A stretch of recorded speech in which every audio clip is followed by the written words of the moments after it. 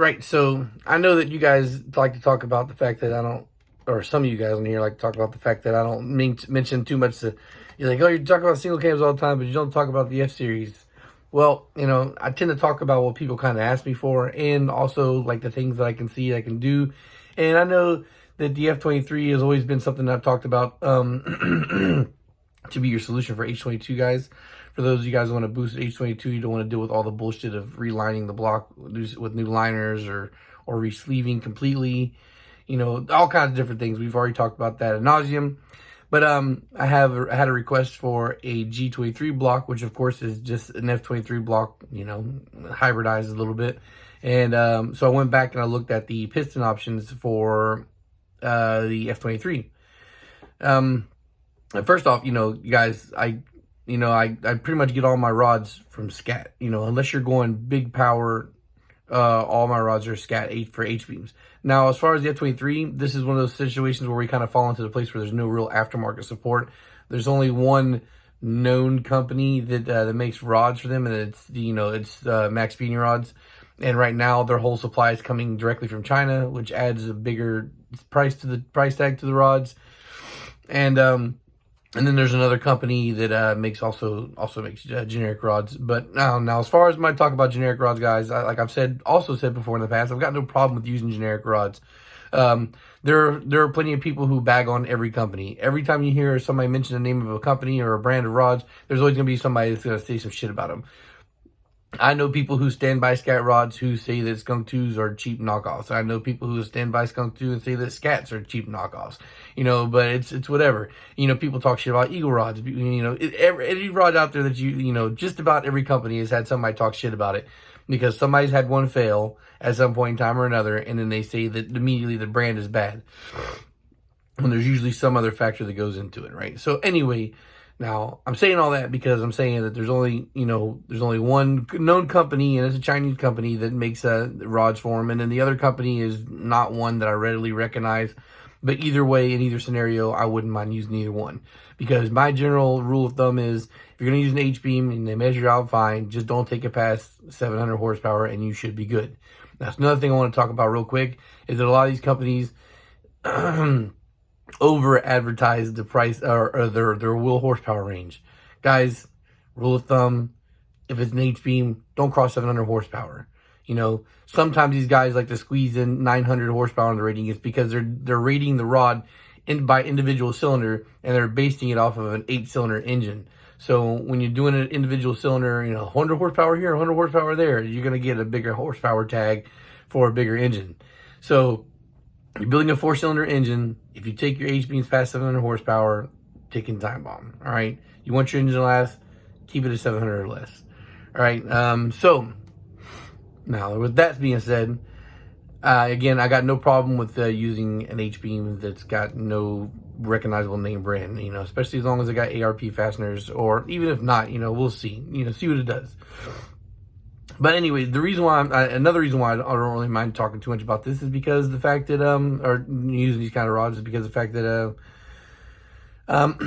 this is when I'm looking at the F23 block for a budget build. Now we're talking about like a 500 horsepower build. These are one of my most popular requested blocks, which usually is, forged rods, cast pistons. Now, recently I've talked about, starting as of this month, that I'm going to start pushing hardcore everybody do machine work.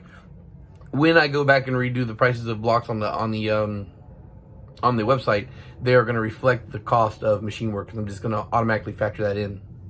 Now, so with that being said, again, there's no big familiar company that makes rods for the F23, and nobody really makes pistons for the H23 as well. But how we get around that is that we know that from the G23 builds that people have done and published, that the popular thing for the F22 or F23 block is to use K20 pistons. Now I have both of them open here in front of me, and you can use K20 Type S pistons, or you can use K20 base model pistons, and both give good results. Now this is one of those things that makes me super happy, and this is the main reason why I'm revisiting this video, because old Chris don't like to throw away stuff. And old Chris has a very large stash of K20A3 pistons. I have a lot of them. So, my supply of K23 pistons is vast. I have several sets. I'm pretty sure I have like a dozen sets of these pistons, right? Because I refuse to throw them away. Now, if you use K23 pistons in an F23 block with an F23 head, you get 11 flat, 11 O compression, or 11 to 1, 11 O to 1 compression. Now, if you're just saying, Chris, but you're talking about like a budget 500 horsepower block, 500 horsepower for F23, you must need boost. This is true. And while I've said that, the 10.5 area, the 10.1 to 10.5 is where my go-to compression is for boost, now I'm still not too nervous about 11 node compression because, how many stock K20 Type S's do you have out there that all have 11.1 compression like this, and they're, and they're running all kinds of goodness, right? As a matter of fact, I think that's another video topic in itself that's coming, maybe even now. So, if you want a budget-friendly boost block for F23, like you want an F23 that can handle, up to 500 horsepower, because that's where I'd limit it. That's where I'd limit anything with cast pistons, to say don't go past 5. I don't care if it can. You just probably shouldn't. Like, just leave it there if you want your pistons to last. 500 horsepower is a very good number. So 450, 500, and you have a long living, very basic build block. Now, so 11 compression. Now, if you're wondering, well, will these pistons work in this block and head setup? Will, there be contact? Yes, it works. Years ago, a friend, Mike, over at eBay Turbo, he did this build. He did it and he ran it. I think he wound up abandoning it because it blew a head gasket, but that's got nothing to do with piston to valve contact, right? That's something to do entirely separate from that situation. But yeah, he built that block, he ran that block, and it was running just fine. So no, there's no issues with contact. And as far as Type S pistons, apparently it's pretty much the same. Like there's no contact issue there, and that's not from somebody I've actually seen, but just doing the digging the last couple of days I have a reading, it should be also fine. It's not really that huge of a difference for the dome height.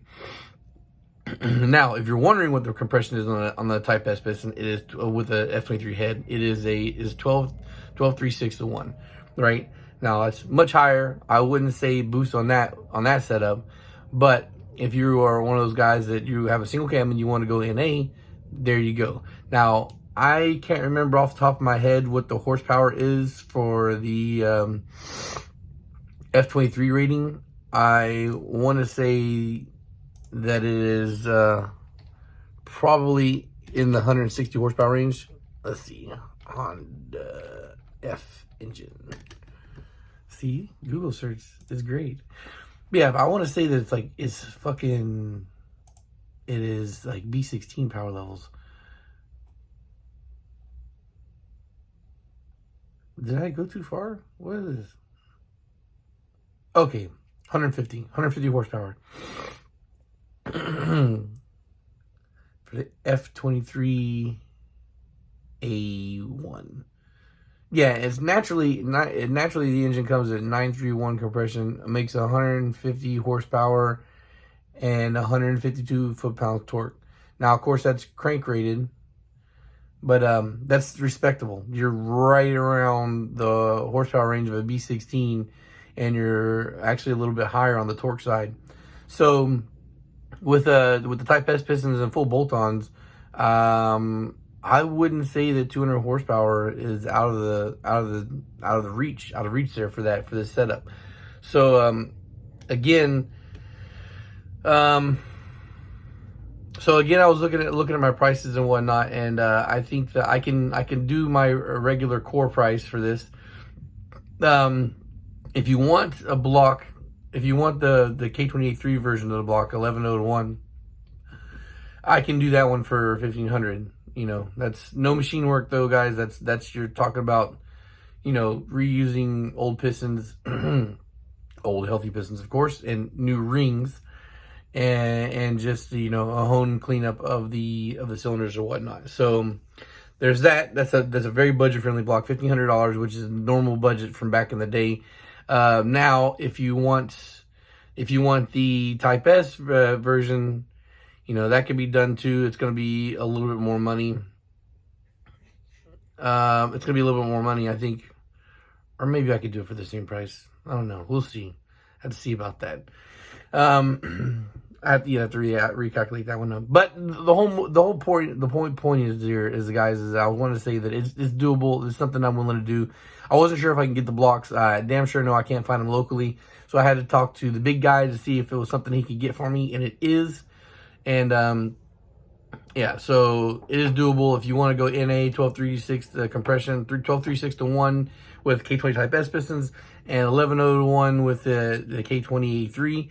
Now, of course, 1101 is still pretty decently high compression. So, I mean, you could technically run NA with that as well and still get good results. But, you know, of course, I would just say maximize your gains. If you're going to go high compression, go high compression. And if you're wondering, yes, I don't got no problem with running 1236 to 1 on pump gas. So I wouldn't say it'd be an issue. So yeah, that's just something I want to touch on real quick. I think I might do something to concern the G23. I was thinking about maybe doing them both in the same video, but we're running long here, and I know that people don't tend to watch the videos all the way through, so I'm going to cut it off. Social media links are in the description down below, most likely, and peace.